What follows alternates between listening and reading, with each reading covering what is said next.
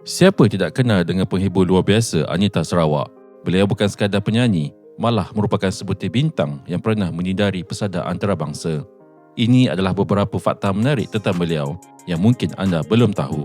Pertama, bakat seni Anita sebenarnya mengalir dalam darahnya. Beliau adalah anak tunggal kepada dua butir bintang filem Melayu tersohor, iaitu Dato' S. Romaino dan Siput Sarawak. Fakta kedua yang sangat mengagumkan, Anita merupakan antara artis Malaysia yang paling lama bertahan di Las Vegas. Beliau pernah mengikat kontrak selama hampir 20 tahun di Caesar Palace, sebuah hotel dan kasino yang termasyhur di dunia. Ketiga, beliau diiktiraf sebagai antara penyanyi Melayu yang sangat profilik dengan berjaya melahirkan album solo dalam setiap 4 dekad berturut-turut.